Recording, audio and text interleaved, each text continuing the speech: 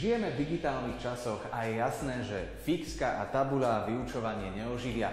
Naopak, videá, 3D simulácie, pracovné zošity či domáce úlohy cez počítač určite áno.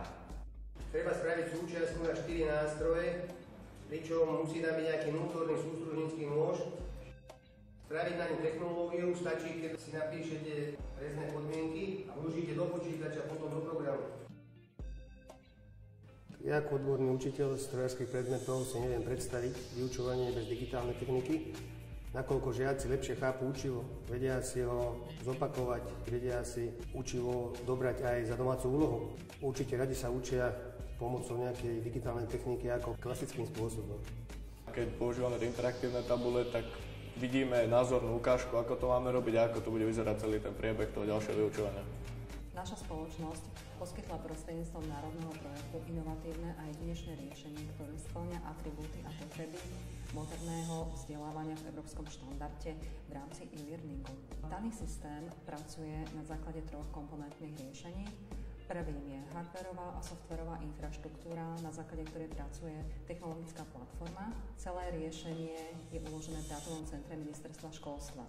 Druhým atribútom je samotná technologická platforma, ktorá je vlastne internetovým portálom.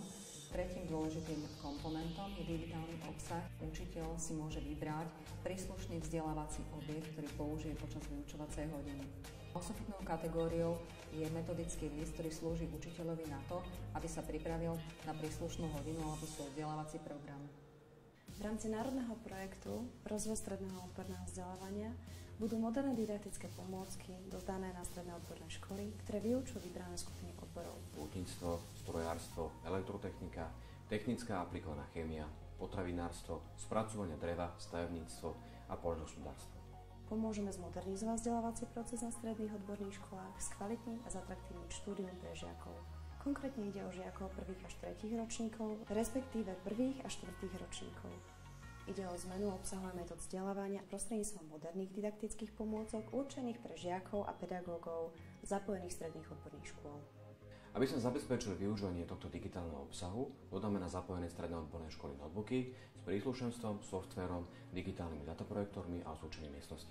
Učiteľ si vyberie napríklad video, ktoré súvisí s témou, ktorú vyučuje. Amplitúdová modulácia.